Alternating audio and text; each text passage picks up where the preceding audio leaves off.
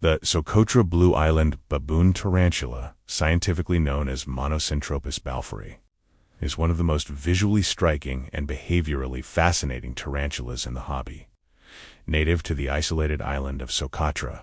In this video, we're diving deep into identification, behavior, their history, and exactly how to successfully keep them in a communal setup.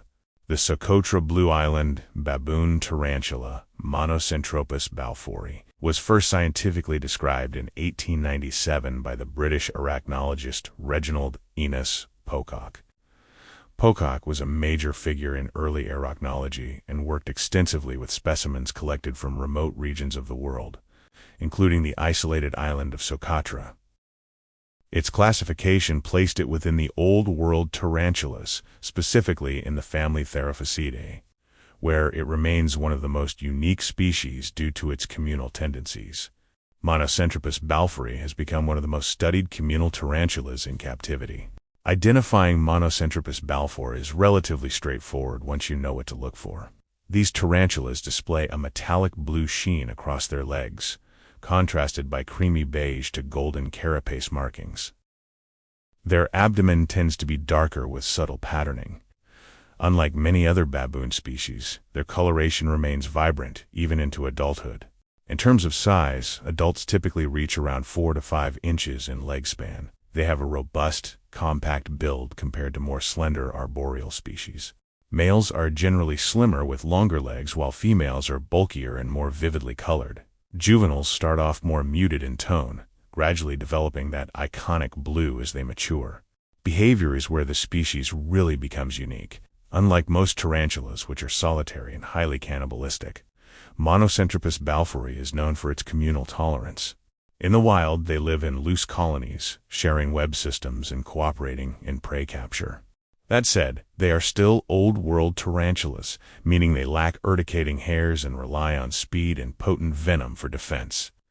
They are extremely fast, defensive, and will not hesitate to bolt or threat pose. Communal setups tend to reduce individual aggression, but respect for their temperament is critical when working inside the enclosure. A group of 5 to 10 individuals should be housed in at least a 5 to 10 gallon enclosure, with more space always being better. The key is providing enough room so each spider can establish its own retreat, while still being connected through shared webbing. A mix similar to arid bioactive substrate works well, such as cocoa fiber blended with sand and a bit of clay. Depth should be at least 4 to 6 inches. Web tunnels that connect across the entire enclosure. Humidity and temperature should mimic their natural habitat on Socotra. Keep temperatures between 75 and 85 degrees Fahrenheit with moderate humidity, around 50 to 65%.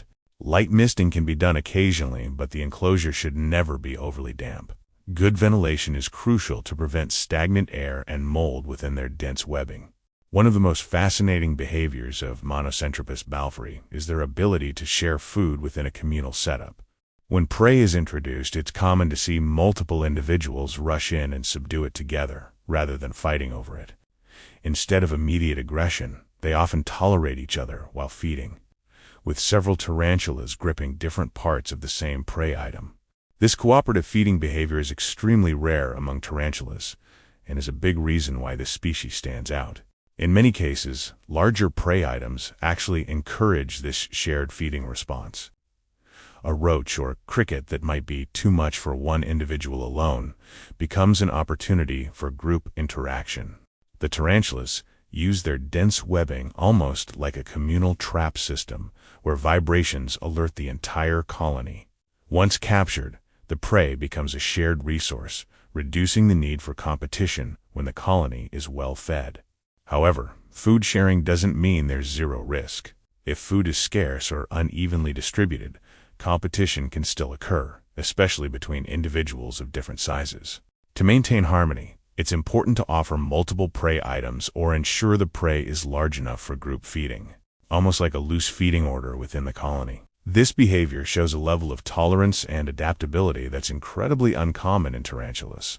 Watching Monocentropus balfouri share food is one of the clearest examples of why this species is considered one of the best and most intriguing communal tarantulas in the hobby. One of the most important aspects of a successful communal with Monocentropus balfouri is starting with siblings from the same egg sac. Tarantulas raised together from slings have a much higher tolerance for one another compared to unrelated individuals.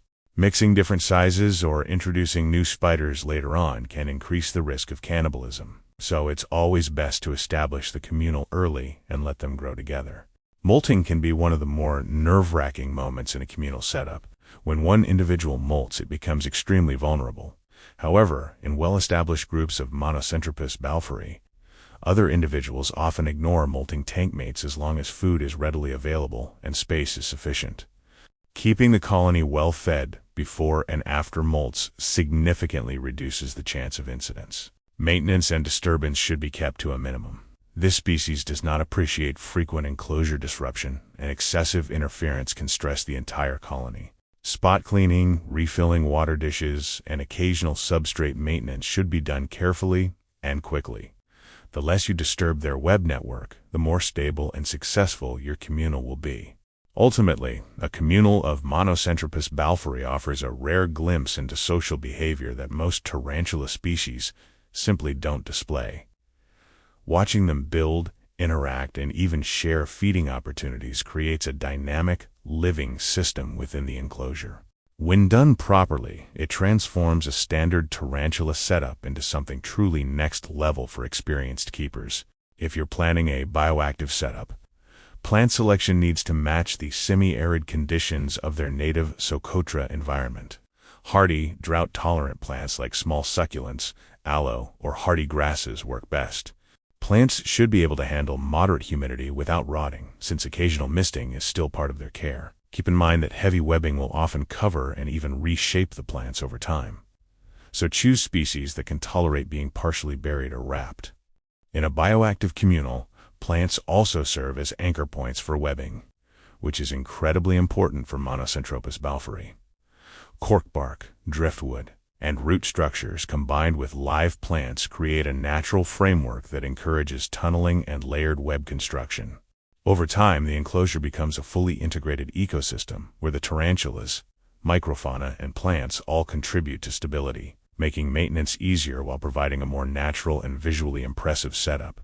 With careful attention to enclosure size, substrate, humidity, and feeding, a well-established communal can thrive for years, providing both a dynamic display and a rewarding challenge for experienced keepers.